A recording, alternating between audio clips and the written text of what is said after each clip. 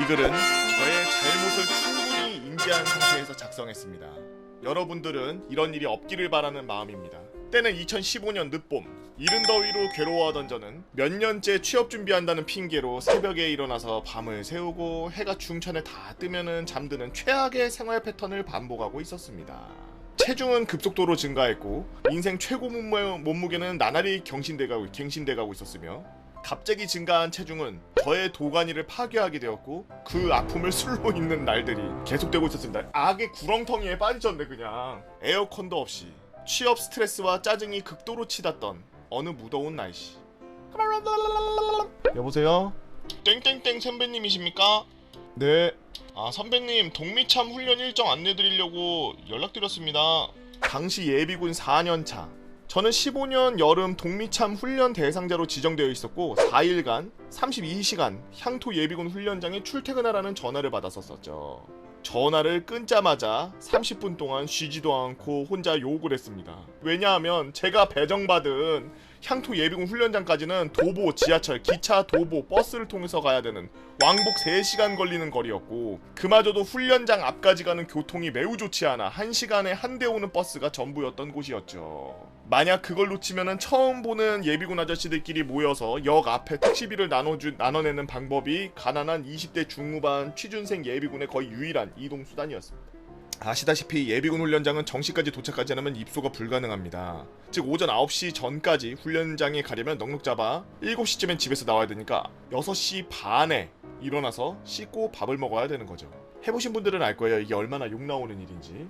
초반에 그 환경에 대해서 먼저 말씀을 하셨죠? 취준생의 완전 패턴이 꼬여있는 상태라고. 아침도 아니고 낮에 자는, 밤새 버리고 살이 찔 대로 찌고 저희 군복은 단추들이 살려달라고 비명을 지르고 금방이라도 전방으로 발사될 것처럼 돼 있는 단추들을 보며 설상가상으로 2015년 봄 예비군 훈련장 총기 난사 사건으로 인해서 역대급 통제와 강도 높은 훈련 그리고 높으신 분들의 시찰이 있을 거라는 이야기가 여기저기 떠돌고 다녔죠. 그 소식을 들은 저는 다시 혼자서 30분 동안 더 욕을 했습니다. 에이씨 안가! 그리고 동미참 훈련은 그냥 무단 불참하기로 마음을 먹었죠. 그 일이 있고 몇 달 후 가뭄과 더위가 극에 달하던 2015년 여름을 지나 저는 여차저차한 상황 속에서 좋은 기회를 잡아 가을에 있을 모 대기업 입사 시험을 앞두고 있었습니다. 저는 마지막 취업 기회라고 생각했고 최상의 컨디션으로 시험을 보기 위해 노력하고 있던 날 여보세요? 땡땡땡 선배님이십니까? 네? 선배님 동미참 훈련 일정 안내드리려고 연락드렸습니다. 아 불사 1차 무단 불참했던 동미참 훈련 2차 소식이었습니다. 훈련 날짜를 받아보니 입사시험 바로 전주였죠. 와 자꾸 왜 예비군 훈련이 내 인생에 끼어드는 거지라고 하면서 침을 튀겨가며 또 30분 동안 혼자서 쉬지 않고 욕을 해댔습니다. 저는 정말 절박한 심정이었기 때문에 최대한 공부할 시간을 마련하기 위해 어떻게든 동미참 훈련을 연기하기로 마음먹었죠. 예비군 훈련 연기 관련 자료들과 사례들을 미친듯이 찾아보기 시작했고 조사 결과 여러가지 연기 사유가 있었지만 본인 질병 외에는 비벼볼 만한 사유가 단 1도 없었습니다. 문득 저는 체중이 많이 나가 도가니 통증을 빌미로 훈련을 연기해볼 수 있지 않을까라고 생각했고 어머니 지인분에게 소개받은 의사 선생님에게 부탁해서 아픈 것보다 좀 더 MSG가 첨가된 진단서를 받아 제출할 수 있었습니다. 결과적으로 턱걸이로 연기 사유에 해당하여 연기를 받을 수 있었습니다. 그렇게 저는 동미참 1차 불참 2차 연기까지 해가면서 취업 전선에서 열심히 싸웠고 살벌한 경쟁률을 뚫고 드디어 취업에 성공. 합격 통지에 행복해하시는 어머니의 미소를 아직도 잊지 못합니다. 저는 어머니와 떨어져 약 2달에 걸쳐 신입사원 연수를 받게 되었습니다. 열심히 동기들과 합숙하고 부대 끼고 신입사원 연수를 받던 어느 날 하랄랄랄랄라 여보세요? 땡땡 선배님이십니까? 네? 선배님 다음주에 향방잡기 훈련 일정 안내드리려고 연락드렸습니다. 아니 저 지금 취업해서 신입사원 연수 중인데요? 동미참 훈련 2차 연기까지 하자 이제는 예비군 훈련이 동대로 넘어와서 향방잡기로 변경되었다는 소식이 들려왔죠. 향방잡기는 동사무소로 출근해서 동네의 목진지를 지키는 방식으로 진행되기 때문에 출퇴근도 매우 편하고 훈련도 매우 널널한 편이라 원래대로라면 개꿀인 상황이지만 예비군 훈련을 신입사원 합숙 연수 빠지고 갈 수는 없는 노릇이었습니다. 선배님 취업하셨습니까? 아 네. 혹시 회사가 어떻게 되십니까? 땡땡땡땡입니다. 땡땡땡땡 회사면은 사내 예비군이 있으니까 거기서 훈련 받으시면 됩니다. 그러면 저는 뭘 해야 되죠? 저희 쪽에서 땡땡땡땡땡 사내 예비군으로 편입시켜드리면 됩니다. 확인하고 다시 연락드리겠습니다. 네, 부탁드립니다. 뚜뚜뚜뚜뚜. 알고 보니 제가 입사한 회사는 국가 중요시설로 지정되어 있어서 사내 예비군이 운영되고 있는 그런 회사였죠. 즉 저는 회사에서 예비군 훈련을 받으면 되는 거였습니다. 야, 올해는 진짜 뭘 해도 되는구나 라고 착각하며 안도의 숨을 내쉬고 난 뒤 시간이 흘러 그 일이 잊혀질 즈음 늦가을 무렵 길고 길었던 연수가 끝나고 드디어 꿈에 그리던 사원증을 목에 걸고 저는 사무실에 출근하는 어리버리 신입사원이 되었습니다. 근데 전화 한 통을 받게 되었죠. 여보세요? 땡땡땡십니까? 땡땡 지방 병무청 땡땡땡 주무관입니다. 예비군 훈련 불참으로 고발되셨습니다. 네? 알고 보니 동대에서 저에게 예비군 훈련 일정을 안내해주던 우리 후배님이 예비군 편입 알아보겠다고 저에게 말만 해놓고 아무것도 안 해놨던 거죠. 다음 저는 저대로 동대로 전화를 했고 전화를 넘겨받은 동대장은 3차 훈련을 무단불참한 건 사실이지 않냐며 그렇다고 고발받는 게 맞다면서 앵무새처럼 말을 반복하기만 했습니다. 저에게 전화를 줬던 근무하던 후배는 이미 전역을 했고 아무도 책임질 사람이 없는 상태였죠. 결국 동대장은 제가 직접 예비군 훈련 편입 신청을 하지 않았기 때문에 모두 당신 잘못이다 라고 잘못을 돌리더라고요. 너무 억울했지만 행정상으로 완벽하게 무조건 고발당한 상황이었습니다. 저는 예비군 동대의 행정 처리를 너무 믿은 것이었죠. 결국 저는 땡땡 지방 경찰청으로 소환돼서 경찰관님 앞에서 무거운 분위기로 취조를 받으면서 조서를 작성했고 간곡한 억울함 호소는 조금도 받아들이지 않았습니다. 결국 저는 약식 기소 판정되어 초스피드로 유죄 판결되었고 결론적으로 저는 입사하자마자 예비군 훈련 기피자로 50만원의 벌금형을 받는 전과범이 되고 말았습니다. 벌금형을 받은 이후에야 사내 예비군으로 편성된 저는 이후에도 벌금형 기록이 꼬리표처럼 따라다녀서 사내 예비군 중대장님들에게 수차례 불려다니며 면담을 해야 됐고 간신히 예비군 훈련 기피 전과자에 대한 오해를 풀 수 있었습니다. 그리고 16년도, 15년도 예비군 훈련 2월 된 것까지 총 64시간 받느라 뒤질 뻔했죠. 지금은 무사히 예비군을 다 마치고 민방위 훈련을 받으러 가는 국가공인 아저씨가 되었습니다. 여러분들은 부디 예비군 훈련 통지가 날라오면 빨리빨리 가시는 걸 추천드릴게요. 혹시라도 사정이 생기신다면 진짜 꼭 확실할 때까지 꼼꼼하게 잘 챙기시길 바랍니다. 아래는 6년이 지난 지금도 그어져 있는 제 빨간 줄 인증입니다. 향토 예비군 설치법 위반 전과 1범님께서 올려주신 써랑썰레였습니다. 예비군 훈련 귀찮죠? 받기도 싫고 나라에서 뭐 해준 게 있다고 또 불러쌌고 사람 짜증나기만 하고 그죠? 근데 안 가면 법적으로 제재당해요. 학교 가기 싫죠? 근데 학교 안 가면 어떻게 돼요? 정학당하고 퇴학당하죠? 여튼 여러분들은 예비군 훈련이나 민방위 훈련 같은 거 나오면 꼭 잘 받으세요. 요즘에 뭐 나쁜 병 때문에 개가 하여튼 그 병 때문에 요즘에 훈련이나 이런 것들이 조금 많이 누락됐죠? 누락됐다기보다는 뭐라고 해요? 면제됐다고 해야 되나? 다른 걸로 대체된다든지 시간이 뭐 밀린다든지 뭐 이런 식으로 해서 조금씩 훈련을 좀 유동적으로 바꾸고 있는 것 같은데 저도 민방위 훈련 지금 2년째 인터넷으로 듣고 있거든요. 참 근데 민방위 훈련 받으시는 분들은 외부로 접속해서 보는 거 보신 분들은 아시겠지만 민방위 아저씨들의 그 약간 정신을 쏙 빼놓을 화면에서 그 눈을 뗄 수 없는 아주 잘 만들었어요. 민방위들만 알고 있는 우리만의 시크릿. 여러분도 잘 챙기셔서 이렇게 벌금 받고 저렇게 전과 1범이라고 하시고 다니시는 분이 아닐 수 있게 그래야 돼요. 어쩌겠어요. 법이 그렇게 돼 있는 걸. 뭐 너무 열받으시면은 저 그냥 국회의원 되셔서 입법부 가셔가지고 그 입법 거기 저 정치로 다 싹 다 해가지고 이거 빼버리세요. 그러면 나이 한 70 될 테니까 뭐 그 다음에 뭐 대통령을 하든지. 때는 한참 더워지기 시작한 6월, 7월 때일입니다. 저는 혹한기 때 다쳤던 발목이 낫질 않아서 몇 개월 기다림 끝에 외진으로 군병원에 가서 MRI 검사를 받고 그 결과 인대 부분 파열로 수술을 해야 된다 하여 4월부터 6월 중순까지 2달 반 동안 군병원에 있다가 부대로 복귀하였고 아직 온전치 않은 발목 때문에 빡센 업무는 시키지 않겠지라고 생각하면서 노곤하게 지내고 있을 때쯤 빡센 노동을 피하기 위해 나를 지켜주던 발목 보호대가 고장이 나서 쓰레기통에 버려졌는데 그걸 버리지 말아야 했습니다. 그걸 버리고 난 후 저는 그냥 아무 이상이 없는 일반 병사로 보이게 되기 시작한 거죠. 경기 근무 후에 병사들이 취사 청소 후 늦게 돌아온 병사들, 나머지 잔류 병사들 데리고 새로 들어온 업무를 맡게 되었는데 그 내용을 들으는 순간 입을 다물 수가 없었습니다. 우리 부대 주변에 산에 올라가면 우리 구역이라고 표시되어 있는 기둥이 있는데 그거 기둥 2개를 더블백을 챙겨가지고 그걸 다 수집해서 들고 올 수 있도록. 중사님, 저 발이 아직 온전치 않은... 전혀 그렇게 보이지 않는걸? 발목 보호대. 군병원에서 편히 회복하고 돌아왔던 저는 간부들에게 민심이 떨어져 바닥으로 떨어져 버린 민심이었고, 여기서 병든 병사인 척하게 되면 패급 병사로 그대로 전락할 수 있을 것 같아서 어쩔 수 없이 산에 올라갈 준비를 하였습니다. 어서와. 돌기둥은 처음이지? 산에 오르면서 중간중간에 땅에 박힌 돌기둥처럼 생긴 비석은 하나의 무게가 거의 155mm 포탄 한 발과 맞먹었기 때문에 이걸 더블백에 넣고 돌아다니면은 그야말로 산악행군 하드모드에 심지어 인원도 모자라서 더블백 2개를 짊어지고 가야 되는 이 미친 산길을 가면 갈수록 길이 좁아지면서 험해지더니 그 이후로는 산길이 점점 길이 없는 숲속이 되고 경사가 심해서 넘어지는 사람들이 잦아지고 미끄럼틀 타듯이 내려가면서 눈앞에 있는 병사가 순식간에 없어지고 사라지는 마술을 보게 되었으며 위험한 일들이 계속 발생했지만 다행히 크게 다친 사람은 없어 비석을 모두 수거한 뒤 막사로 무사 복귀할 수 있게 되었습니다. 하지만 다음날 생각해봤는데 그 비석 다시 세워야 될 것 같다. 수거했던 비석 부대 경계벽 근처로 다시 세울 수 있도록. 그 업무에 또 제가 당첨된 거죠. 중사님, 저 다리가 어제 산 잘 타고 내려왔다면서. 속으로 야발야발거리면서 진지공사 복장을 입고 준비를 했습니다.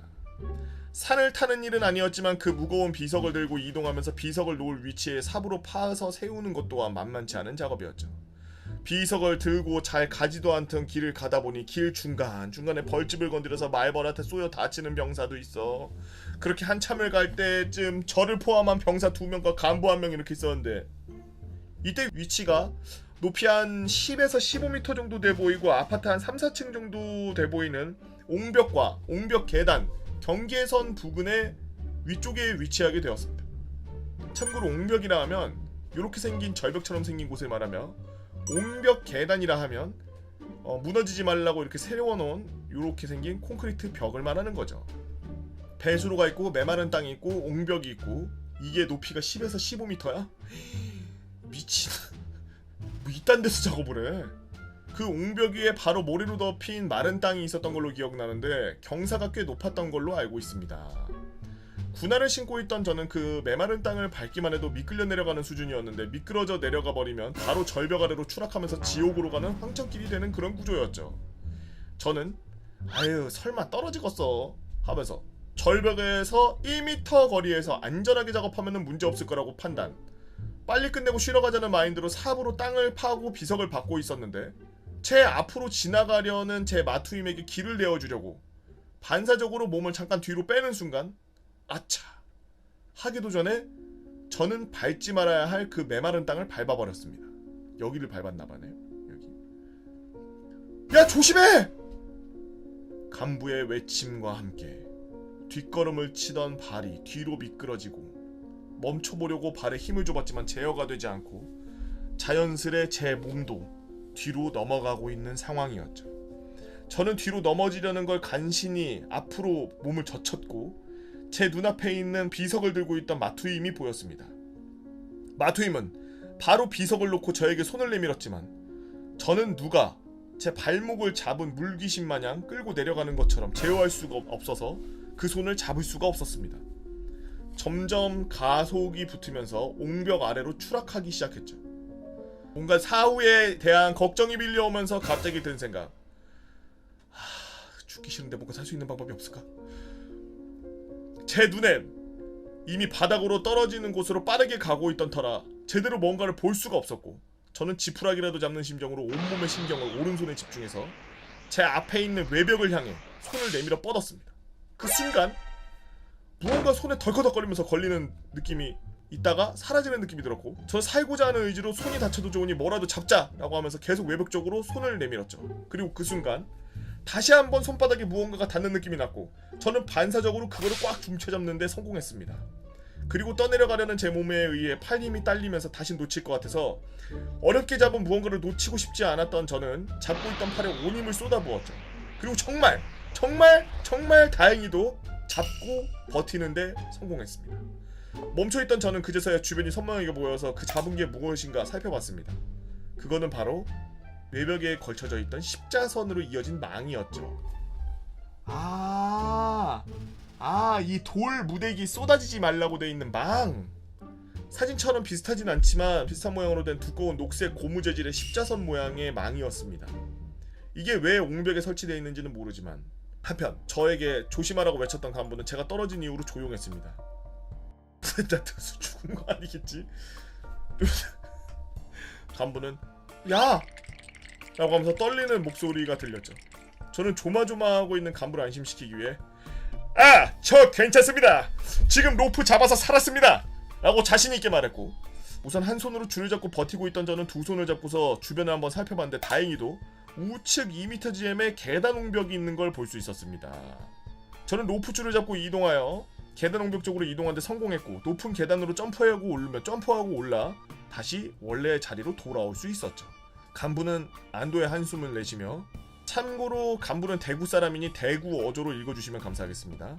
특수야 괜찮나? 와 심장 뜰리 찢지는 줄 알았다니 죽는 줄 알았다마. 와 야발 조심해라 제발. 맞나요? 저 또한 조금 전에 상황이 죽기 직전이었다는 걸 간담이 서늘했지만 바로 아무렇지도 않은 듯 작업을 계속 진행해놨고, 그 후 막사에 복귀할 때쯤 어떻게 살아남을 수 있을까 생각해봤는데 그건 바로 반사신경 때문이었다라는 걸 알게 되었습니다. 이거 살고 나니까 아주 자의식 과잉에 빠지는구만. 저는 중고딩 때 축구를 좋아해서 다이빙하며 막는 키퍼의 재미가 들렸고, 가끔씩 1대1 상황에서 다른 또래 학교 친구들뿐만 아니라 체육 선생님의 슛까지 막을 정도로 반사신경이 뛰어났다는 걸 자부해왔고, 새끼손가락으로 막아서 새끼손가락의 전설로 소문이 돌았었죠. 그리고 고딩 때 체대에 진학하기 위해 학원에서 개처럼 뛰고 자대에 와서도 운동을 해왔던 저는 다행히 죽음의 지경에서 빛을 발휘한 저의 반사신경 때문이었다니까요. 가끔씩 훈련이나 배차 받고 영해로 나갈 때 그 현장을 보면 옆에 후임에게 마! 내가 저기 위에서 추락할 뻔한 건 내 반사신경의 힘으로 지루포를 잡아서 살아남았다 이가! 이렇게 자랑하면서 오늘날의 이 이야기는 저의 술안주거리가 되었죠. 여러분도 높은 곳에서 항상 주위를 살피며 움직이세요. 긴 글 읽어주셔서 감사드리고, 이 글이 썰리거나 재밌으셨다면 다양한 썰들을 올려보도록 하겠습니다. 준비된 썰: 큰 그림을 그리기 위해 새벽에 타령한 병사, 유격 한 번 안하고 전역한 썰, 1년 동안 고등학교에 아무 말도 안하고 학교 다닌 썰. 1년 동안 고등학교에서 어떻게 아무 말도 안하고 학교를 다녀? 복좌 라면님께서 올려주신 썰랑썰레였습니다. 높은 데서 작업하거나 높은 데서 뭔가를 해야 될 땐 절대로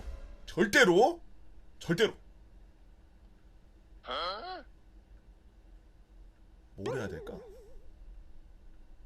거기 가지 마세요. 혹시나 가야 되는 상황이 되면은 안전 그 고리 같은 거라도 걸고 다니세요. 뭔가를 잡을 수 있는 뭔가 이렇게 고정시킬 수 있는 걸 고정을 시킨다든지 끈 같은 거. 뭐 싫음 말고 죽는 거지. 필자는 15년도 7월 군번입니다. 논산 훈련소로 입대를 한 뒤 후반기 교육을 거쳐서 수료하고 강원도 모 부대로 전입을 오게 되었죠. 전입 온 달이 9월에서 10월쯤이었는데 아무것도 모르는 신병인 저는 선임분들의 군번 외우기 급급했고, 그런 나날이 계속되고 있었습니다. 또한 전방부대이고 통신부대라 잦은 주특기 훈련, 중대대 전술훈련 등 전입 후부터 바쁘게 지내다 보니 어느새 제 기준 조금은 무거워진 짝대기 하나가 추가된 일병이 되었죠. 이거 무슨 네이버 사기 블로그처럼 이렇게 해놨어. 이때부터 후임들이 점차 생기고, 당시 부대에 약 한 달 정도 부대 전입 온 2등병들을 모아놓은 2등병 생활관에 자주 놀러가서 작은 경험이었지만 선임들의 훈련, 일상 얘기 등 하면서 점점 많이 친해지려고 노력도 많이 했죠. 후임들이 생기니 더 잘해야 되겠다는 마인드로 말이죠. 행정반 방송이 나오면 가장 먼저 손들고 뛰어가고 기타, 작업 등등 열심히 했습니다.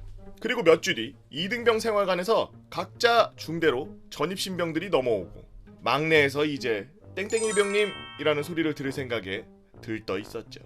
그런데 웬걸 상급 부대 전달 사항으로 3개월 동기제가 시작되었습니다.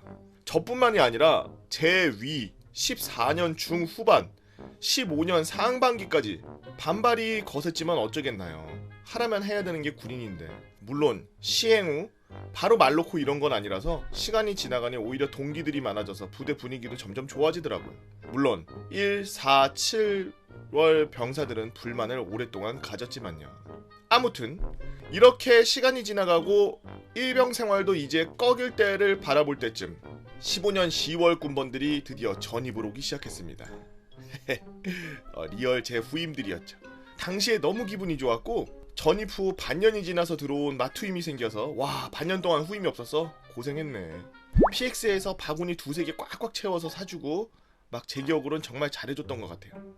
너무 오래전 일이라 월 일은 잘 기억이 안 나지만 그로부터 3일 뒤 금요일 오후 대대장 교육시간 주말에 푹 쉴 생각에 모두가 설레하는 그날 또 새로운 일이 터지고 말았습니다. 그 새로 부임 오신 군단장님께서 이제 병사들끼리는 6개월 동기제를 시행하신다고 하니까 금일부터 6개월 차이는 동기다. 한순간 200명 가까이 모인 강당에 정적이 흘렀습니다. 대대장님도 좀 그랬는지 이 얘기를 마지막으로 꺼내시고 바로 나가시더라고요. 정적이 흐른 후 곳곳에서 아이씨 같네 빡치네 아씨 에휴 등 온갖 욕설이 들려오고 앞에 거론된 제 바로 위 6월 선임들의 표정이 절제되지 않는 기쁨이 보였습니다. 한바탕 소란 후 서로 서먹서먹하게 된 불편한 주말이 지나고 일과 중에 화상회의 중 단장님께서 이 동기제 시행에 엄청나게 분노하셨다는 이야기도 들었죠. 엄연히 병사들도 계급이 존재하고 상하관계가 어느 정도 있어야 군대가 돌아가는데 일병이 상병하고 욕도 하고 때리고 그런다고 하셨더라고요. 중대 내에서 이 동기제로 인해 잡음이 끊이질 않고 다툼도 많이 일어났습니다. 저의 경우 7월 군번인데 제가 일병 2호 때 입대한 까마득한 친구들이 이미 저와 동기인 상황이었던 거죠. 일수로 보면 12월 말은 저와 170일 차이가 나더라고요. 금이야 오기야 했던 마두임 친구도 눈치가 없는지 뭔지 바로 말 놔버리고 그래서 1차 멘탈 나가버리고 아직도 눈이 간간히 내리는 강원도의 4월 경계 근무를 마치고 행정반으로 총기 시건하는데 어리숙해 보이는 신병들이 쭉 앉아있더라고요. 그리고 그날 2차 멘탈이 하늘나라로 갔습니다. 와! 야 너희 신병이야? 와! 이미 중간 대기 중일 때 6개월 동기제 즉 1, 2병 계급은 거의 다 동기란 얘기를 들었는지 바로 말을 까버리고 너무 화가 났지만 부대 지침이 그러니 뭐라 할 수도 없어서 흡연장에서 몇몇 동기들과 함께 줄담배를 피면서 화를 삭혔죠. 이 동기들도 4, 5개월씩 차이나는 동기들일 거 아니야. 위로는 5월에서 6월 하늘같은 선임 밑으로는 12월까지 동기들이니 그 친구들의 잘못도 7월 8월인 저희에게 고스란히 갈굼이 왔고 나날이 힘든 군생활을 보냈지만 사람이 신기한 게 시간이 다 해결해 주더라고요. 결정적으로 집은 제가 더 빨리 가니까요. 처음 적는 글이고 기억을 끄집어내서 적는 글이라 두서없지만 약 90%는 MSG 없이 제가 복무했던 곳에서 실제 겪었던 얘기들입니다. 썰랑썰레 항상 즐겨보고 있고요. 감사드리고 지금도 어디선가 나라 지키는 군인들 화이팅 하세요 충성이라고 빈빈이님께서 올려주신 썰랑썰레였습니다. 아니 이거 무리예요. 네. 1년 동기제 할 거면 그냥 병사들 계급을 뺏어버리지 그냥. 그 뭐하러 그렇게 그냥 다 2등병으로 하든지 아니면 들어가자마자 다 병장행으로 하든지 뭘. 군대 무슨 뭐 6개월씩 이렇게 때려가지고 뭐 상병이랑 1병이랑 같이 말 까고 있고 병장이랑 상병이랑 말 놓고 병장 상병은 뭐 친해지면은 말 놓는 경우도 간혹 있지만 1병 상병은 저렇게 되면은 업무를 어떻게 하지? 신기하다. 저는 약간 이렇게 같이 재밌게 노는 분위기로 내무실을 만들어놨거든요. 제가 하도 갈굼당하고 하도 막 숨도 못 쉬고 막 이를 갈면서 살아서 나는 내 후임한테 그러지 말아야지 그러고서 존내 잘해주고 막 그냥 막 놀았단 말이야. 막 과자도 2등병 1병 할 거 없이 같이 막 내무실에서 그냥 막 갖고 와서 먹고 싶으면 먹고 막 지퍼 끝까지 올리고 싶으면 지퍼 끝까지 올리고 막 다니고 다 하라고 그러고 다 풀어줬어. 이제 애들이 막 아무렇게나 하고 다니고 그런다고 잡으래. 간부들이 잡으라는 거야 병사를. 미친 경우가 있나. 그래서 애들한테 하나하나 또 제약을 걸었어. 상병 몇 호봉까지는 이거 못 올리고 뭐까지는 고무링 그 뭐 저 위에까지 반 잔뜩 올리고 전투화 다 보이게 올리고 좀 과하다 싶을 정도로 전투화 위로 바보처럼 올리고 다니라 막 이러고 막 그런 여러 가지 진짜 수백 가지를 막 이제 애들한테 주입을 시켰는데 나중에 이제 애들 중에 이제 사고가 터지기 시작하는 거야. 그게 나한테만 그런 게 아니라 다른 이제 분대장들한테도 그렇게 전파하고 중대 대대를 분위기를 그렇게 만들려고 간부들이 막 바짝 잡으려 그랬는데 그러다 보니까 애들이 숨도 못 쉬는 애들이 이제 사건이 막 터지기 시작하니까 이젠 풀어주라는 거야. 내가 병장 이제 말년 거의 다 돼가는데 이젠 풀어주래. 뭐 어떡하라는 거야 이씨. 내무실 들어와가지고 애들한테 야 다 앉아봐봐. 니네 내무실 들어왔을 때 이제 서로 반말해. 여기서 누가 제일 형이야. 내가 제일 형이지. 그 다음 누가 형이야. 너 형이야? 1병이야. 야 땡상병 너 얘한테 반말 너 형이라 그래. 반말하더라도 형이라 그래. 알았어? 그랬더니 야 알겠습니다. 너 내무실 들어오면 다 형이라 그래. 내무실 밖에만 나가면 형이라고 하지 말고 알았지? 알겠습니다. 다 놀아 그러면서 놀아. 다 풀어. 야 그 뭐 할 거 그냥 빨개 먹고 다니고 다 하고 싶은 거 다 해. 이제 뭐 제약 없어. 다 해. 다 하래 그냥 다 해. 그러고서 놓고서 나는 이제 뭐 놀다가 말년 휴가 갔다 와서 이제 전역했지. 한 2달인가 3달인가 있다가 전화가 왔어 중대장한테. 아 중대장님 그랬더니 야 보고야 뭐 잘 지내냐 말이야. 확 처음에는 이러다가 야 근데 이거 어떻게 된 거야? 말 무슨 말씀이십니까? 야 니네 소대 애들 왜 이러는 거야? 저 전역했지 말입니다. 뭐 문제 있습니까? 그랬더니 니네 애들 훈련 나갔는데 야 일병이 상병한테 반말하면서 갈구고 이게 맞는 거냐? 막 나한테 이래. 그래서 네가 이렇게 해놨지. 그래서 아닙니다. 지들끼리 친했는지 말입니다. 전 모르는 일입니다. 아닌데 넌데 막 이래. 모릅니다. 그래서 뭐 사고 났습니까? 그랬더니 아니 반말하고 다닌다고 지들끼리. 그래서 훈련하다가 나한테 걸렸어 지금. 어떻게 할 거야 이거 막. 영창 보낼까 뭐 할까 지금 생각 중이야 막. 저는 이제 군대에서 이제 끝났습니다. 근데 솔직히 그렇게 그렇게 되는 거 원한 거 아닙니까? 미군들처럼 그냥 서로 반말 까고 지휘권자 있는 한 애들한테만 설설 기는 거 원한 거 아닙니까? 그러면서 중대장한테 너스레 떨었더니 넌 나중에 한번 술 한잔 먹어 막 이러면서 제가 술을 왜 마십니까? 저 술 끊었습니다. 너 새끼 너 막 이러면서 저 이제 민간인입니다 중대장님. 왜 이러십니까? 저보다 형이시면은 형답게 이제 저 존중 좀 해주십시오. 막 이러고 저를 끌어버렸지. 자기들이 원해서 그렇게 만들어 놓으라 그래서 만들어 놨는데 왜 판타지를 왜 또 붕괴시키려 그래. 그지? 결국 그런 중대장 그런 대대장 그런 사람들이 사단장 군단장 하다가 군단장이 6개월 때리고 1년 때리고 그래서 저렇게 몇 년 뒤에 저렇게 된 거예요. 그런 마인드를 갖고 계신 분들이 미군처럼 병사들끼리는 반말 까고 그냥 너스레 떨어라 약간 이런 식으로. 근데 중요한 때는 갖고 있는 그런 일병, 상병, 병장 이런 애들이 갖고 있는 그런 체계적인 그런 경험치? 그런 것들을 무시할 수가 없어요. 1병이랑 2등병이랑 1병이랑 상병이랑 아무리 뭐 6개월 동기제 뭐 1년 동기제 이렇게 해서 동기가 됐다 하더라도 나중에 전쟁 실제로 터지고 그러면은 2등병이 1병 말 들어야 되고 1병이 상병 말 들어야 되고 상병이 병장 말 들어야지 살아남을 수 있어. 특히나 그 부대 내에서는 짬 차이가 어마어마하기 때문에. 물론 저희 중대에서는 저희 이제 와이프 중대장님께서가 제일 높죠. 전 훈련병, 지호 상병, 보리 1병. 저도 6개월 동기제하고 싶다. 보고형 그리고 시청자 여러분들 안녕하세요. 얼마 전에 훈련소 반지 원정대 썰을 올린 사람입니다. 저의 이야기가 채택되어 유튜브에 올라가니 신기하기도 하고 댓글 많이 달아주셔서 재밌었습니다. 약속대로 채택되었으니 이야기 하나 더 풀어보려고 이렇게 끄적여봅니다. 이번 글은 남자판 콩쥐 팥쥐 정도일까요? 하하. 창원 소재지의 산업체에서 입사한 지 3주 정도 지났을 때의 이야기입니다. 어느 정도 회사 생활에 익숙해져가면서 동공이 이제 좁은 시야를 벗어나기 시작했고 아직 혈기왕성한 나이였기에 스캔을 사방에 뿌리면서 탐색을 하기 시작했습니다. 그러다 알게 된 사실은 창원하면은 유흥하면 상남동.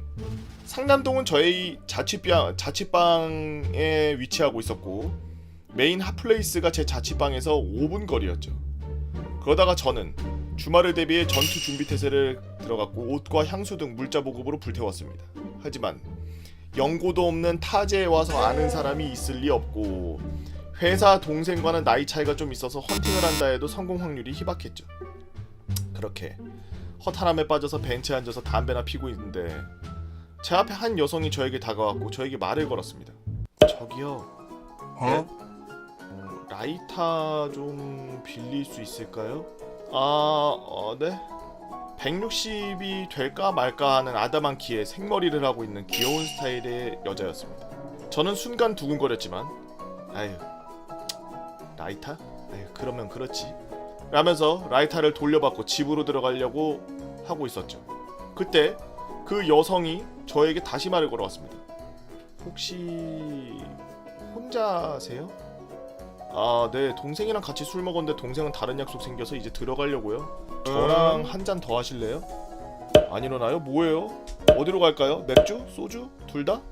그렇게 저는 이걸 헌팅이라고 해야 되나 그냥 툭 던진 찌를 물고 획 하고 낚여갔습니다. 술을 먹으면서 이야기를 좀 하다 보니 저보다 2살 많은 연상이었고 직업이 프리랜서라고 하더라고요. 그리고 좀 불우한 성장기를 겪어왔더라고요. 이야기를 들어보니 저랑 닮은 점도 많았습니다.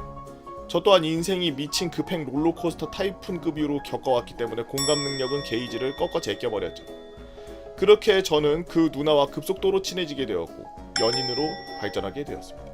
일하는 게 힘들었지만 저녁마다 누나를 만나서 스트레스를 풀고 같이 사랑을 나누고 뭐 그런 일상의 반복이었습니다. 그러던 어느 날 깜짝 놀래켜주려고 아침 출근 시간 1시간 전쯤 누나 집 앞에서 숨어서 몰래 기다리고 있었습니다. 누나의 집 위치는 알았지만 그동안 절대 절 집에 들여보내주지 않았었거든요. 그러다가 누나가 집 계단에서 내려오는 모습이 보였고 나가려고 발을 한 발짝 내딛는 순간 누나의 오른손을 꼭 잡고 있는 어린아이가 눈에 들어왔습니다. 곧이어 어린이집 버스가 골목으로 들어왔고 버스에서 내린 어린이집 선생님이 어머니 안녕하세요. 땡땡이도 안녕? 이라는 말을 들은 저의 달팽이관이 직사로 꽂히기 시작했습니다. 그 손을 꼭 잡고 있던 아이는 누나의 아들이었습니다. 저는 그날 저녁 누나와 만나서 술을 한잔 먹으면서 제가 본 것을 말했고 그제서야 누나도 말을 해주더라고요. 자기가 결혼을 한번 했는데 시댁살이를 죽을 만큼 했고 임신한 상태였는데 쪼그려서 화장실 청소를 시키는 등 관절풍이 와서 겨울철에 찬바람을 불면 뼈가 아프다고 자주 울었습니다. 남편은 임산부에게 가정폭력을 행하는 그런 재활용도 안 되는 개쓰레기였죠. 그래서 혼자서 아이를 키우겠다고 결심하고 합의 이혼하고 나왔다고 하더라고요. 그렇게 이야기를 한참 이어갔고 저는 그때 당시 그 누나를 정말 좋아했기에 말했습니다. 내가 쉬는 날이나 그런 날에는 땡땡이 내가 돌봐줄게. 그때만이라도 누나 편하게 하고 싶은 거 해. 땡땡이 걱정하지 말고. 그러자 펑펑 울면서 너 같은 남자를 왜 이제서야 만났을까 라면서 안기더라고요. 그렇게 전 갑자기 육아 도우미가 되었습니다. 땡땡이의 나이 4살. 정말 말을 안 들었죠. 그렇게 지내다 보니 저의 육아 스킬이 기저귀 따위는 총기 수익급으로 분해 조립할 수 있게 되었고 제 자취방으로 오가는 게 너무 귀찮아져서 상이후 자취방도 빼고 누나 집에서 동거하기 시작했습니다. 매번 누나의 퇴근은 새벽이었고 일정하지 않았습니다. 출근 시간도 일정하지 않았죠. 그러던 어느 날 저에게 회사에서 2박 3일로 워크숍을 갔다 온다고 무슨 섬에 갔다 온다고 그랬는데 기억이 안 나네요. 하더라고요. 그래서 저는 알겠어. 땡땡이는 내가 잘 보고 있을 테니까 다녀와. 아무 의심 없이 보내줬습니다. 저에게 그렇게 카톡으로 나 여기 지금 어디야 하면서 뒤로 바다가 펼쳐진 셀카 한 장을 보내왔죠. 그런데 처음에는 아무 생각 없이 그 사진을 보던 중 뭔가 이상한 겁니다. 선글라스를 끼고 있는데 검정색 선글라스 아래 다른 남자 같은 사람이 비춰져 있는 겁니다. 왜 저 사람이 사진을 찍어주는 것 같고 워크숍인데 주변에 어떻게 단 한 사람도 안 보이지? 그때부터 모든 게 갑자기 의심스러워졌고 사진을 화질 보정 수정해주는 어플을 받아가지고 돌려보니 보내온 배경을 지식인에다 올려보고 어디냐고 물어보고 저에게 말한 섬이나 그 섬도 다르더라고요. 남자가 맞았었고 상의도 같은 티를 입고 있더라고요. 둘이서 웃음만 나왔습니다. 저는 바로 티내지 않았고 3일을 칼을 갈았습니다. 그렇게 3일째 되던 날 언제 오냐고 물어보니 저녁에 뒤풀이하고 들어갈 거니까 먼저 자라고 하는 겁니다. 저는 대구박을 굴렸죠. 일단 섬에 간 것은 맞으니 들어오는 시간은 대충 들었으니까 분명 차를 타고 갔을 것이고 그럼 어차피 들어올 길목 하나 거기서 기다리면 분명히 지나갈 거다. 두뇌 회전이 멈추자마자 검은색 모자와 검은색 집업 후드를 입고 땡땡이를 재우고 난 뒤 검거에 나섰습니다. 하지만 지나가는 차가 한두 대여야죠. 저게 누나 차 같고 저게 그 차 같고 허탕만 치고 담배를 피면서 생각을 하던 도중 정말 혹시 상남동 쪽으로 가지는 않았을까? 라는 생각이 바로 나는 겁니다. 처음에는 이게 바람 피는 거라면은 멍청하게 상남동에서 만날까? 바로 코앞에 내가 있는데? 라는 생각을 하고 제외하고 있었지만 우리 조상님들이 말씀하셨죠. 등잔 밑이 어두운 법이다.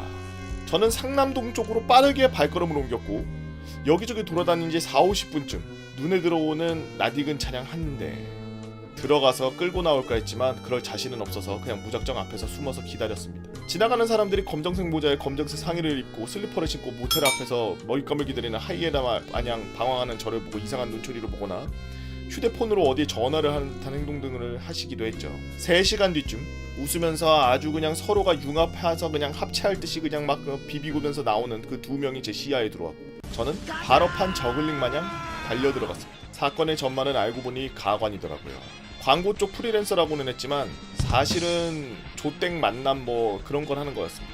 그러니 출퇴근이 일정하지 않았죠. 저를 낚아채던 당시에도 그 남친을 만나고 있었고 저랑 이야기하다 보니 저도 좋아졌다고 남친 2가 탄생한 거죠.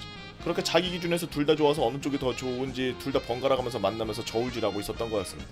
그러다가 제가 육아를 자처하고 나서니 누나 입장에서는 와 월척인가? 하고 꼬리를 너무 길게 느리테리게 된 거죠. 남친 일은 이런 상황도 모르고 있었고 이거 완전 미친놈이네? 이러면서 가버렸습니다. 저 역시 그 이후 바로 다음날 짐을 뺐고 아직 방이 나가지 않아서 집주인분께 사정사정하며 다시 들어가게 되었고 그 여자와도 손을 털게 되었죠. 그리고 얼마 뒤 창원을 완전히 떠나게 되었습니다. 이번에는 좀 길어질 것 같아서 줄여서 올려왔습니다. 왜 길어? 너무 짧아요. 여러분은 연인에 대해 어떤 추억을 가지고 계시나요? 글 쓰면서 회상하다 보니 결혼 전에 동거도 하고 육아도 하고 다 해봤네요.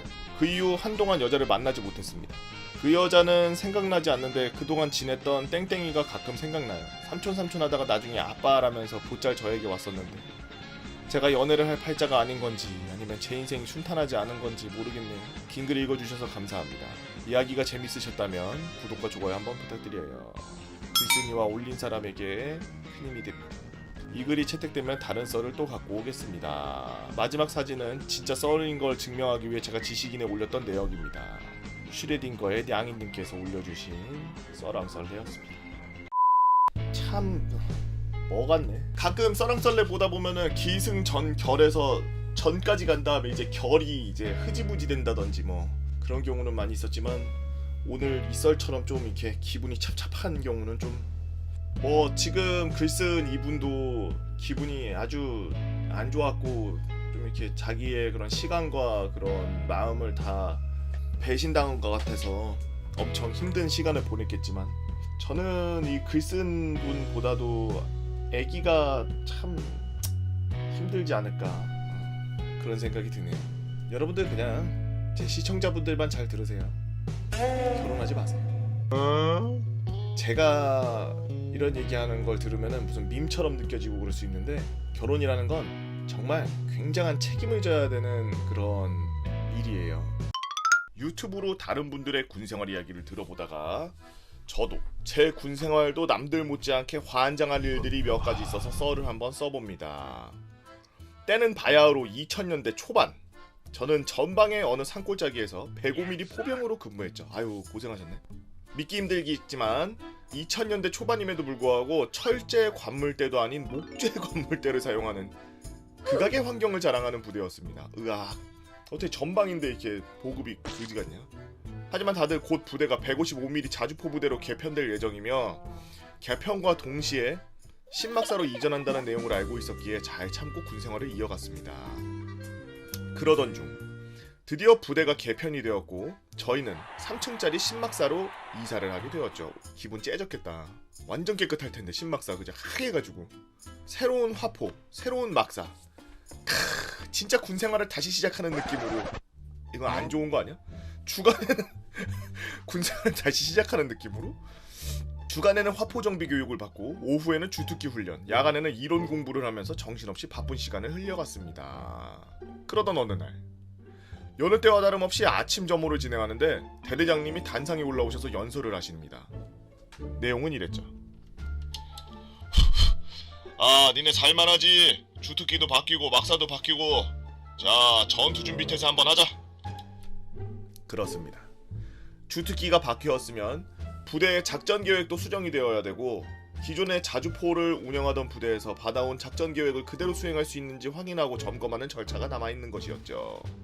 드디어 대회장님이 계획하신 전투준비 태세 훈련 날이 밝아왔습니다.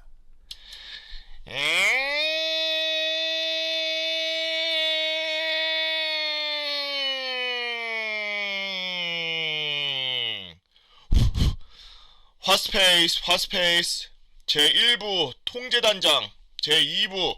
다들 신막사에서 첫 훈련을 해보니 이게 좋은 점만이 아니더라고요. 저희 포대는 배치받은 층수가 3층이었는데 실수로 누가 뭘 하나 놓고 가면은 완전 군장 메고 3층까지 뛰어 올라가서 챙기고 다시 내려와야 돼서 이건 시간 지연으로 이어졌습니다. 당연히 예정 계획보다 한참 더 걸려서 훈련이 끝났고 대대장님은 노발대발 하셨죠. 아이놈의 새끼들아, 니들이 군인이야? 나라 지키러 온 거야? 놀러 온 거야?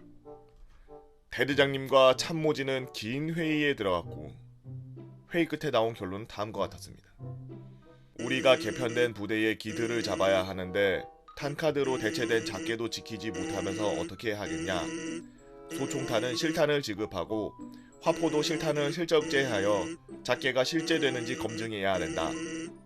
와, 이 얼마나 미친 소리입니까?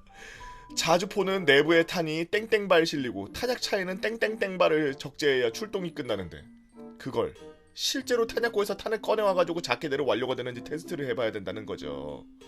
다행히도 참모진의 만류로 실탄 지급과 탄약고에 화포용 탄을 실지급하는 것은 막았지만 소총탄은 각 분대별로 탄 통제로 지급까지 화포는 어디에 적재 훈련용 모의탄을 구해오는 것까지를 다 합의를 잡고 다음 주에 다시 훈련을 진행하기로 했습니다. 그리고 대망의 다음 주. 저희는 작계의 내용이 얼마나 허무맹랑한 것인지 온몸으로 체험할 수 있었습니다. 각 부대에는 TO가 부족해서 일부 임무를 맡은 인원이 배치가 안 되는 경우들이 있었는데 이 비는 인원들 때문에 어떤 분대는 하나에 50kg이 넘는 탄 수백 발을 혼자서 적재해야 되는 일이 벌어지고 당연히 전준태는 전투준비 태세죠. 시간 안에 완수되지 못했죠.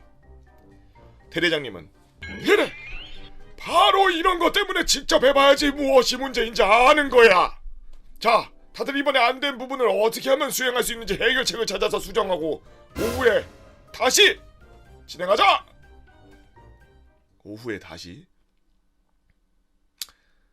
오후에 다시 라는 말씀을 남기고 들어가셨고 부대원들은 적재해놓은 탄을 다시 창고로 옮기면서 진심 대대장님의 만수무강을 기원했죠.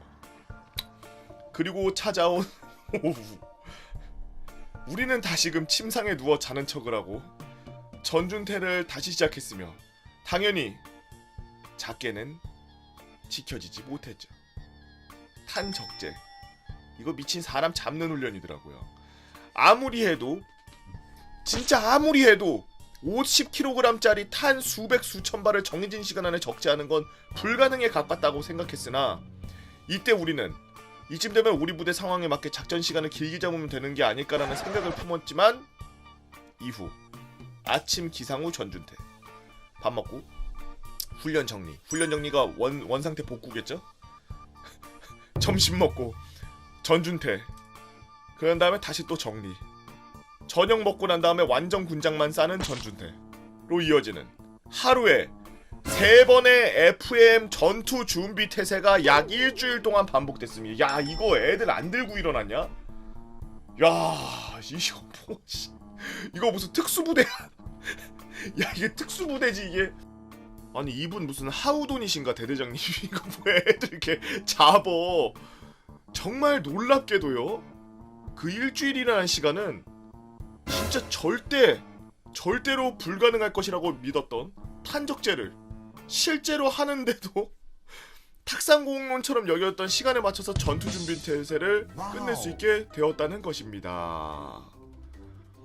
그 이후 대대장님은 아주 흡족한 표정으로 야 이거 한번 봐라 직접 해보니까 되지? 라는 명언을 남기고 상급부대 작게대로 부대가 잘 굴러갑니다 라고 보고를 올리셨죠. 여러분들이 받으셨던 그 임무카드요. 치장 물자 다 받고 탄 적재까지 하는데 이게 된다고? 라고 싶었던 그 임무 카드 있으시죠? 그거 사실 진짜 돼요. 어떻게 하냐고요? 제가 해봤으니까요. 콩두부님께서 올려주신 썰랑썰레였습니다. 저도 군대에 있을 때 중대전술, 대대전술 계속 훈련하거든요. 근데 우리 부대 같은 경우에는 그래도 조금 나은 게 이제 그 차량이 좀 많으니까 좀 여러 방면에서 차량들을 쓸 수가 있었어요. 그러니까 다른 부대 같은 경우에는 막 다른 부대에서 차량 지원을 기다려야 된다든지 혹은 차량 지원을 못 받는 경우에 본인들이 들고 날라야 되는 양들이 늘어나는 뭐 그런 게 많았는데 우리 부대에는 그 두 돈반만 수백 대 있었으니까. 근데 저는 이분 말이 이해가 되는 게 저희 부대는 그 카드를 2번인가 밖에 안 썼어요. 제가 있으면서 훈련 10번도 넘게 했는데 카드 2번인가 밖에 안 쓰고 거의 대부분 실제로 적재예요. 우리 부대는. 왜냐하면 차가 있으니까. 뒤져요. 그 행정반에 있는 물자 전부 다 꺼내가지고 밖에다가 다 펴놓고서 행정반 싹 쓸어 담아가지고 전부 그거 옮긴다고 다 싹 쓸어 담아놓고 그리고 그 창고에 있는 거 그 다 꺼낸다고 창고 개방하고서 두 돈반들이 계속 무슨 자동차 주유하듯이 뒤로 가서 애들 막 떼꾼으로 가가지고 우르르 싣고 앞으로 또 가고 또 차 한 대 대고 또 우르르 싣고 또 가고 우르르 싣고 가고 그래서 그 수십 대의 차를 다 끌고 훈련지로 출발이야. 우리는 그렇게 훈련을 했거든. 개지옥이에요. 이해가 됩니다. 개빡세다는 게 이해가 돼요. 여튼 갑자기 오랜만에 또 이거 전투 준비태세 이거 했던 기억이 나가지고 재밌네요. 참 군대를 제가 전역하고 나서 다시 들어가려 그랬었거든요. 군대를. 왜냐면 제가 사회에서 조금 이렇게 공부를 좀 덜 못하다 보니까 군대 때가 훨씬 더 좋았고 적응을 잘하고 그래서 군대에 다시 들어가려고 그랬었는데 그때가 30살 다 됐을 때여가지고 29인가 30살인가 그래가지고 만 28세인가 지나면 지원이 안 되더라고. 기무대 들어가려고 그랬는데 그래서 지원서까지 다 썼다가 나이 때문에 빠꾸 먹었죠. 여튼 들어갔으면 지금 뒤지지 않았을까요? 부대 특성상 개인마다 다르지만 휴가가 80에서 100일 정도 나가요. 그래서 말차는 무조건 만박이다, 14박 15일이다 라는 게 거의 관례였습니다. 저랑 같이 들어온 같은 2명의 동기들도 만박이었는데 저는 어쩌다 보니 10일을 말차로 나가게 되는 상황에 처했죠. 근데 이런 말년에 사건이 하나 터지고 맙니다. 저희 부대는 K14라고 하는 저격총이 하나 있습니다. 당연히 총기는 총기함에 시건해 놓는데 그 부속품들은 박스를 어디다 보관해야 정석인지 아무도 몰랐다는 겁니다. 중대 보관용 창고가 2개 있습니다. 전투 관련 물품이 있는 전투용 창고와 나머지를 보관하는 잡동사니 창고가 있었는데 처음에는 그 잡동사니 창고에 보관하다가 상급 부대에서 검열이 올 시즌이 돼서 찔렸는지 전투용 창고로 옮기게 되었죠. 그게 문제였습니다. 사실 잡동사니 창고는 병사들에게 접근성이 매우 떨어졌죠. 군수개원인 저랑 행정보호관이 출입이 가능했습니다. 심지어 다른 간부들조차 함부로 못 들어가게 했죠. 전투용 창고는 말이 달랐죠. 툭하면 병사들이 들락날락거렸습니다. 휴가 나간다고 군장 넣느라 열고 휴가 복귀했다고 다시 빼온다고 열고 작업해야 된다고 열고 등등. 어느 날 밤이었죠. 싸지방에서 즐거운 시간을 보낸 뒤 막사로 들어가서 전투형 창고에 후레쉬를 들고 들어갔는데 뭔가를 막 뒤지는 사람이 있길래 누구지 하고 봤더니 저격총 담당 간부 하사였습니다. 병사가 아니었기에 뭔가를 하나보다 하고 생활관에 와서 TV 보고 있는데 저와 후임인 병기계원 2명을 그 간부가 불렀습니다. 심각한 흑빛 얼굴로 나지막히 말하더라고요. K14 조준경 스코프가 없어졌다. 이 사진보다 훨씬 더 복잡하게 생겼었습니다. 야간에도 볼 수 있게 막 여러 장치들이 같이 붙어있던 걸로 기억해요. 그래서 저는 혹시 옮기다 떨어진 게 아닌가, 창고 구석에 짱 박힌 게 아닌가, 그것도 아니면 총에 달려서 같이 시건돼 있는 건 아닌가 다 확인했지만 아니었습니다. 어떻게 조용히 해결하려고 했는데 전혀 그럴 상황이 아니었죠. 아침이 되자 그 K14 관리 하사가 행정보험관과 중대장에게 보고를 했고 당연히 중대가 뒤집어진 거였죠. 3일간 중대를 이잡듯이 찾아 수소문했으나 무소식이었죠. 결국엔 상급 부대로 보고가 올라가 중대장님이 이거에 찾거나 행방을 아는 사람은 포상 휴가를 주겠노라고 하셔서 일명 휴가가 걸린 보물 찾기가 시작되었습니다. 저는 추리를 하기 시작했습니다. 일단 이건 누군가 의도적으로 쳐 가지고 나간 게 분명했죠. 그런데 이게 중대를 아무리 뒤져도 안 나온다는 겁니다. 전역하는 인원이나 휴가를 나간 인원이 간부들을 연맥이거나 팔려고 갖고 나간 게 아닌가라고도 생각해보았으나 쉽사리 숨길 만한 크기는 아니었기에 이건 분명 간부들 엿먹을 하고 어디 숨긴 거다라는 결론을 내리고 어딜가 숨기기 좋은 장소일까 생각하면서 별의별 장소를 다 찾아다녔죠. 시간이 지나고 결국 못 찾았고 저는 전말차를 다녀오고 휴가 복귀를 했는데 못 찾은 상태였죠. 있었던 일들을 들어보니 사단에서 새 조준경을 내려왔고 저요청 관리 간부 하사는 대대로 불려갔습니다. 당연히 창고 앞 CCTV까지 돌려봤으나 소득이 없었죠. 그러면 도대체 어디 갔을까? 만약 병사 중 누가 그걸 가져갔다면 휴가 복귀 중에 군장을 꺼낼 때나 그걸 숨겨서 들어오지 않았을까? 아니 그렇다면 조준경은 세월간 내에 짱 박혀있는 거 아닐까? 이 생각으로 면밀히 숨길 만한 장소들을 찾았습니다. 그러나 찾을 데가 한 군데도 아니었고 개인 관물대를 전부 다 뒤질 수도 없고 있다는 확신도 없었기에 그냥 짬짬이 뭔가 일하는 척하면서 하고 싶을 때 그냥 한 번씩씩 둘러보고 있었죠. 어느 날 중대장님의 훈시가 끝나고 개인정비 시간까지 조금 남았기에 또 생활관을 둘러보고 있었죠. 그때 저의 눈에 들어온 것은 구석에 아무도 안 쓰는 짱 박힌 관물대 및 피복들이었습니다. 전역자들이 을에 버려놓고 가는 것들이었죠. 결국에는 군수 담당인 제가 치워야 하는 거라서 야발야발 거리면서 꺼내는데 뭐가 딱딱한 것이 탁 잡히는 겁니다. 뭐야? 하고서 쓱 꺼내보니 조준경이었습니다. 2초간 뇌정지가 왔지만 저 대신 다른 동기들이 상황실로 달려가 이 상황을 전파했고 1분도 되지 않아 상황 간부, 행정보호관 중대장이 찾아왔고 잃어버렸던 표정보다 더 심각한 표정을 지으며 손바닥으로 얼굴을 가리면서 한숨을 쉬었습니다.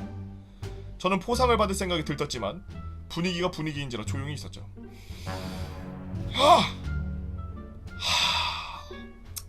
너 이거 어디서 난 거야? 구석 관물대 및 피복을 꺼내다가 찾게 되었습니다. 이게 피복에 감싸져 있었어? 아니면 그냥 올려져 있었어? 그것까지는 모르겠습니다. 사실 제가 휴가 간 동안 많은 일들이 있었는데 그 중에 하나는 더 이상 조준경을 찾지도 찾을 생각도 하지 말라는 지시사항이 있었기 때문이었습니다.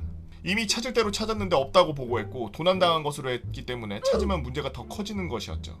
하지만 저는 휴가에 눈이 멀어 그런 사정도 모르고 조준경을 열심히 찾아다녔고 심지어 찾았죠. 행보관님은 저를 구석으로 조용히 끌고 가만 했습니다. 이거 찾은 거 간부들도 결국 포기한 건데 열심히 포기하지 않고 찾았다 이거지. 다른 건 없는 거지. 그렇습니다. 알았어, 그렇게 하는 거야. 포상받을 일이야. 잘했어. 그렇게 말해. 알 수 없는 말을 남기며 저는 뭐지? 했지만 그때 갑자기 상황 간부가 저를 찾더니 간부 숙소에서 대기하라는 겁니다. 상황 간부님이 저한테 자초지종을 설명했습니다. 아니 도대체 찾았으면 칭찬해줘야지 왜 이러는 거야. 무슨 일이십니까? 좀 있으면 너 헌병대 올 거야. 사실대로 얘기해. 뭐야? 상급 부대로 보고가 그대로 들어갔고 찾은 저를 의심하는 분위기로 흘러가 헌병대가 출동한 거였죠. 땡땡땡 병장. 그렇습니다. 왜 훔쳤어? 그 질문을 듣고 나서 무슨 분위기이며 어떤 목적으로 여기 온지 깨달았습니다. 전 훔친 게 아니라 찾은 겁니다. 너가 가져간 거였잖아. 너 군수교원이잖아. 그렇게 지독한 유도신문과 제가 도둑임을 기정사실화하며 2시간가량 피곤한 대화를 이어갔습니다. 애초에 중대 내에서 제가 가져갈 수 있던 환경은 잡동사니 창고에 복원되어 있었을 때인데 전투형 창고로 박스를 옮긴 후에 훈련할 때까지 조준경이 있었던 것을 확인했기 때문에 저희 혐의는 거의 없었죠. 야, 그럼 누가 가져간 거야? 저도 모르겠습니다. 의심 가는 사람 빨리 여기다 써봐. 저는 그때 징계받을 때나 쓰던 진술서라는 걸 처음 쓰게 되었고 제 혐의를 벗기 위해 거짓 하나 없이 상세하게 썼고 의심 가는 사람 쓰라길래 최근에 휴가 복귀한 인원이나 전역한 사람들 인원을 썼죠. 그렇게 2시간 넘게 제 신문을 마치고 또 저를 부르는 겁니다. 이번엔 대대장님도 계셨습니다. 어때? 이제 좀 사실대로 말할 생각이 드나? 이제까지 대화했던 건 다 날라갔고 제 진실된 말은 듣지도 않았다는 생각과 몇 시간 동안 진전되지 않는 대화에 헛웃음이 나왔습니다. 제가 그러면서 웃자 조사관님도 그 상황이 웃겼던지 함께 웃었습니다. 이런 일 비일비재해. 막 사격하다가 탄피 사라져서 부대 뒤집어서 조사 나갔는데 어떤 병사가 딱 찾았다고 들고 온 거야. 알고 보니 걔가 범인인 거야. 너도 그런 거잖아. 아닙니다. 야, 이거 조준경 지문 검사할 거야. 무슨 말인지 알아? 잘 모르겠습니다. 여기에 그 하사 너밖에 지문 안 나오면 무슨 상황이 되는지 알지? 정말 생각지도 못한 상황이었죠. 만약 지능범이라서 맨손으로 안 만지고 장갑을 끼고 지문이 안 묻게 옮겼다 하면은 공경에 처해질 수도 있겠다 싶었습니다. 너 그러면은 거짓말 테스트 한번 해볼래? 잘못 들었습니다. 아이 떳떳하면 그냥 받을 수 있는 거잖아. 국방부 구경도 하고 일과도 째고 좋잖아. 저한테 그걸 거부할 수 있는 권리는 있습니까? 뭐 거부할 수는 있지. 그런데 말했듯이 손해볼 거 없는 거 아니야? 이러한 조사관의 태도가 마음에 들지 않아 원하는 대로 행동하고 싶지 않았지만 거기서 거부하면 더 분위기 이상해질 것 같아서 마지못해 알겠다고 하고서 대답했습니다. 그렇게 제 일관된 진술로 포기한 건지 납득을 한 건지 저에 대한 조사는 끝났고 그럼에도 불구하고 집에 가지 않고 새벽까지 간부들 상대로 유도신문을 계속했고 다음날 중대는 뒤집어져 있었죠. 그렇게 의심가는 사람 한 명씩 조사를 받고 누가 가져갔는지 분위기 날 때쯤 대대장님이 오셔서 사건 종결을 지시했습니다. 이쯤 되면 누가 가져갔는지 중요하지 않다. 부대 내 소통 부재로 인한 이런 일이 발생했고 누군가 나쁜 마음을 먹어서 이렇게 된 것이라고 생각한다. 더 이상 조사를 계속하면 서로가 서로를 의심하는 이 상황에서 우리의 경계 임무도 차질이 빚게 될 거기 때문에 대대장이 더 이상은 조사를 그만두라고 했다. 대회장님이 사건 종결을 지시할 수 있는 권한을 가지고 있는지 정확히는 모르겠습니다만 아무튼 저는 그렇게 그래도 조금은 기대했던 국방부 구경도 못 가게 되고 거탐 조사도 못 하게 돼 조금 아쉬워졌죠. 이렇게 사건이 일단락되자 저는 슬슬 포상휴가를 받아야 되겠다는 생각이 들었지만 그런 분위기 속에서 중대장님이 포상을 달라고 할 용기는 없었죠. 그러나 말차가 다가오자 동기들이 말차 나가는 것에 손 빨고 지켜보면서 짬밥 먹을 거 생각하니 낯질해서 난 잘못한 게 없다는 생각으로 떳떳한 마음으로 중대장실을 두드렸습니다. 다행히 중대장님은 인성이 바르시고 자신이 뱉은 말을 지키는 참 군인이셨고 3일 정도 받거니와 했는데 제 동기들과 같이 나가게 해주겠다며 5일을 받아서 만박을 나가게 되었죠. 의도치 않게 간부들을 이중으로 연맥이는 행태가 되었지만 포상을 거하게 받아 해피엔드라고 생각합니다. 글이 길어졌네요. 기회가 되면 초병썰 대대장 길길이 날뛰게 만든 토끼 상황실 3스타 나 강림 너 사망 보호관들끼리 군번 내려놓고 맞다이 깐썰 등 한번 올려보도록 하겠습니다. 감사합니다 라고 안타까운 영호님께서 올려주신 썰랑썰레입니다. 군대가 군대했네요. 보고형님 유튜브 썰랑썰레 매일 일하면서 못해도 4시간씩 듣다 보니까 모든 썰을 초반 2분만 들어도 다 버리는 경지에 도달하여서 이렇게 한번 글을 씁니다. 저는 19살 때부터 21살까지 편의점 아르바이트를 했고 그때 있었던 일들을 쭉 한번 나열해보고자 해요. 시간과 관계없이 생각나는 대로 특별한 썰들 한번 적어보도록 하겠습니다. 저는 술집들이 많이 모여있는 주택가 쪽의 편의점에서 일을 합니다. 상당히 많은 진상분들과 여러 유형의 손님들이 많다는 거죠. 그리고 일반적인 진상이 아닌 정말 특별한 손님, 정말 스페셜리스트들만 모은 것이며 다른 편의점에서는 일어나지 않았을 수도 있습니다. MSG는 요리마다 조금씩 다르게 간을 했습니다. 첫 번째 썰, 차디찬 바람이 불던 어느 겨울 롱패딩이라는 것이 유행하며 롱패딩을 입은 미쉐린 타이어들이 넘쳐나는 날 중 어느 날 저희 편의점에는 단골 손님들이 꽤나 많은 편이었는데 그 중에서 중학교 선생님을 하시는 손님분이 한 분 계셨는데 그 선생님도 자주 오셔서 매일 바나나 우유 2개와 맥스커피 2+1 하는 걸 사가시는 그런 선생님이셨죠. 그날은 롱패딩을 입으시고 목욕 바구니를 들고 오셔가지고 바나나 우유 2개와 맥스커피 3개를 들고 저에게 오셨습니다. 오늘도 어김없이 바나나 우유랑 커피네요. 매일 먹는 거 안 질리세요? 4,800원입니다 하고 안부와 함께 금액을 얘기했고 매일은 아니죠 매주 먹죠 라면서 자기 양쪽 주머니를 확인하더니 하고 아무 생각 없이 롱패딩 지퍼를 싹 내리고 속주머니를 확인하려는 듯 하는 제스처를 보였습니다. 그때 아무것도 걸치지 않은 가슴이 저를 반겼죠. 그리고 뇌정지가 오셨는지 2초 정도 아무런 말도 없이 자기 미드를 보시더니 하고 소리를 지르면서 지퍼를 올리시고 문까지 그냥 뛰어서 도망을 치시더라고요. 근데 문제는 계산을 하기 위해 밑에 두신 목욕 바구니를 두고 가셨더라고요. 뭐야? 하고 약간 당황하다가 목욕 바구니를 보고 목욕 바구니는 카운터에 이렇게 올려놓고 음료들을 다시 제자리에 두러 갔는데 오는 길에 목욕 바구니를 보니 이게 들어있더라고요. 누가 봐도 이거였습니다. 구라 같다고요? 아니요 진짜 저 팬티였습니다. 그냥 못 본 척 안 본 척하고 가만히 두고 있다가 약 10분 뒤 집에 갔다 온 걸까요? 롱패딩은 없고 잠옷을 입고 다시 오셨더라고요. 그래서 목욕 바구니를 다시 드리니 매우 쪽팔려 하시면서 감사합니다 하고 부들부들 떠는 손으로 받아가셨습니다. 쓰고 보니까 그렇게 막 엄청난 썰은 아니고 교훈을 주는 썰이군요.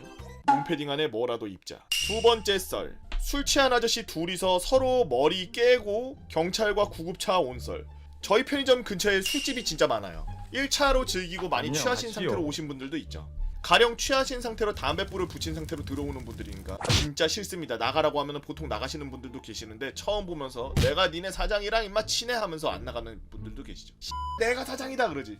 그런 다음에 사장이 야 넌 사장도 아닌데 왜 사장이라 그래? 주인의식을 갖고서 근무하라고 하셨지 않습니까? 저도 이 가게의 사장처럼 근무하고 싶습니다. 그러면 사장이 눈물을 흘리면서 너 월급 더 올려줄게, 시급 더 올려줄게, 너 이 매장 매니저 해라. 아니면 라이터 빌려달라고 해서 제 라이터 빌려드렸는데 그냥 가져간다든지. 그래서 어느 순간부터 모텔에 있는 성냥 200원짜리 집에 사두고 성냥 들고 다닙니다. 취하셔서 500원짜리 껌을 사고 10,000원짜리를 주시고 1,000원짜리밖에 없냉 하면서 잔돈 가지라고 하신다든지. 이 경우는 너무 감사드리고. 하여튼 이상한 분들이 많이 오시는데 그날도 10시에 편의점 물류 들어온 거 정리하고 있다가 40대의 지긋한 아저씨 두 분이 오셔서 어서오세요 하고 계산대에서 기다리고 있는데 소주 3병에다가 맥주 5병, 마른 안주 몇 개에 오징어 땅콩 하나 자갈치 들고 오시더니 서로 카드를 꺼내면서 저에게 내가 계산할게 치아라 좀. 뭔 소리고, 내가 한다 가다 안 하나 안 넣나 하면서 얘기하시다가 조금 감정이 격해지신 건지 사실은 제가 재밌어서 그냥 상황을 지켜보고 있었습니다. 내가 한다고! 내가 한다 이카네! 하면서 화내시더니 갑자기 A 형님께서 급발진을 하면서 B 아저씨의 머리통을 손으로 빡 쳤습니다. B 아저씨도 맞은 게 기분이 나빴는지 야 이 X야! 내가 걸뱅이 새끼로 보이나 이 라메 진짜로 하면서 매대에 있던 소주병으로 갔다가 A 아저씨의 머리를 때렸고 소주병이 깨지면서 파편이 여기저기 튀더라고요. 신기한데 이런 일이 생기면 절대 손님이 없습니다. 알아서 피하는 건가? 그리고 A 아저씨가 갑자기 쓰러졌고 저는 조땜을 직감한 순간 매대 바로 밑에 있는 신고 버튼, 이거 누르면 점장님한테도 연락이 가고 근처 파출소에 바로 신고가 돼서 자동 접수되면서 본사에 보고가 올라갑니다. 실수로라도 누르면 귀찮아지니 확실한 순간에만 누르세요. 누르고 소주병으로 치고 아저씨가 쓰러져서 못 일어나는 순간 119에 전화하고 설명을 드리고 있으니 경찰이 오더라고요. 경찰분들이 한숨 푹푹 쉬면서 일단 B 아저씨를 경찰차에 태우고 저에게 상황 설명을 부탁하는 표정으로 괜찮으세요? 라고 물으시더라고요. 119는 그러고 3분 뒤에 도착해서 119 대원분들이 A 아저씨를 태워가고 점장님은 주무시다 일어나서 급하게 출근하시고 저는 경찰서에 가서 간단하게 조서 같은 거 쓰고 나왔습니다. 세 번째 썰, 차비 빌려가는 썰. 참 이런 빌런은 생각보다 정말 많은 빌런인데요. 저녁 10시쯤 되면 술에 꼬라가지고 집에 가야 되는데 지갑 어디 잃어버려가지고 편의점에 와서 5,000원만 빌려달라고 하는 20대 중반 정도 되는 사람들 많이 옵니다. 정말 많이 와요. 근데 이거 보통 안 빌려드리는데 처음에는 한 3번 빌려드렸는데 3번 다 받아내지 못하고 그대로 안 빌려줬죠. 그중 제일 끈질기게 3시간 가까이 저희 가게에 있으셨던 분을 한번 소개드리고자 합니다.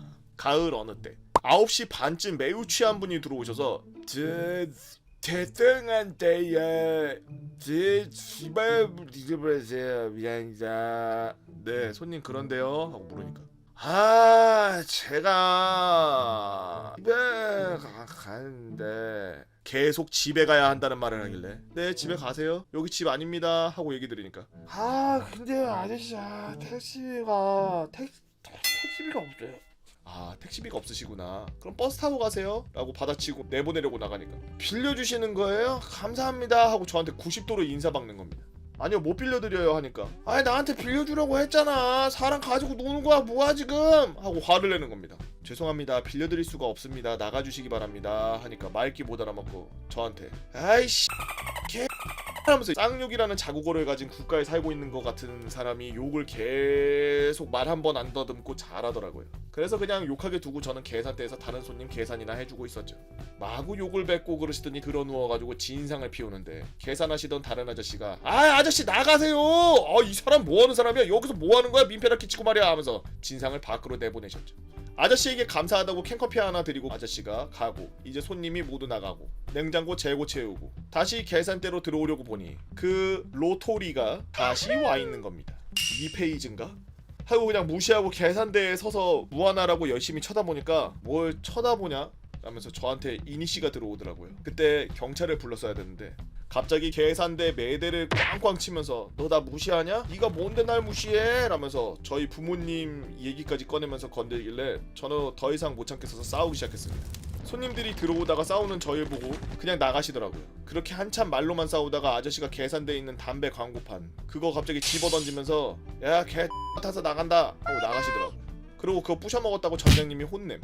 9시에 와서 11시 반에 나갔습니다. 12시 20분에 정장님과 교대할 때 썰 풀었더니 혼났어요. 그런 일 있으면 그냥 경찰 부르라고. 네 번째 썰, 스타킹을 주고 간 사람. 이건 제가 방학 때 평일 오전 근무를 대신 서고 있던 날 중 정장님께서 전화 와서 갑자기 서라고 해서 서게 된 그런 근무였죠. 술집이 많은 주택가의 장점은 오전 근무 동안 손님이 아예 없습니다. 행복해요. 그냥 아무나 잘 안 와요. 가끔 애기들이 학교 마치고 오는 정도? 그것조차도 왔다가 금방 나가서 좋습니다. 가끔 서봤는데 나쁘지 않았어요. 하여튼 본론으로 들어가서 뭐 얘기하자면 근무 교대까지 대충 3시간 정도 남은 오후 1시경 편의점에 어떤 손님 한 분이 들어오셔서 스타킹 어디 있어요? 라고 물어보시더라고요. 왼쪽 벽면에 ATM기 왼쪽에 있습니다 라고 알려드리니까 걸어가서 팬티 스타킹을 하나 들고 오시더라고요. 그냥 계산해드리고 스타킹을 들고 계산대 맞은편 시식대에서 갑자기 반쭈 스타킹을 갈아 신으시는 겁니다. 계산대에서 3걸음 걸으면 시식대가 있었어요. 아, 이거 정신 나간 사람이 하나 왔구나. 혹시 쳐다봤다가 이상한 일이 일어나면은 큰일이니까 옆으로 돌아서 휴대폰만 하고 있었죠. CCTV가 내가 웹툰을 보는 걸 알 수 있는 가게에 서서요. 그러더니 좀 있다가 다 갈아입고 오셔서 저기요 하고서 계산대를 툭툭 두드리시길래 슥 쳐다보니까 손을 달라는 제스처를 취하더라고요. 손을 내밀었습니다. 웹툰 보다가 정신 나간 사람이라는 걸 순간 까먹었나봐요. 제가 왜 그랬는지. 제 손을 밑에서 잡더니 위에다가 지가 신고 있던 스타킹을 꼭 쥐어주고 씩 웃으면서 나가더라고요. 진짜 이러지 마세요. 기분 더러워요. 물론 좋아하실 분 있을지 모르는데 저는 정말 싫더라고요. 물론 그 이후로 단 한 번도 이런 빌런을 본 적이 없지만 저는 진짜 싫었습니다. 역 같아서 쓰레기통에다가 갖다 던지고 친구 불러서 욕을 오지게 했던 기억이 나네요. 너무 길어지는 것 같아서 나중에 또 재밌는 썰 써보도록 하겠습니다. 재미난 편의점 썰이었습니다.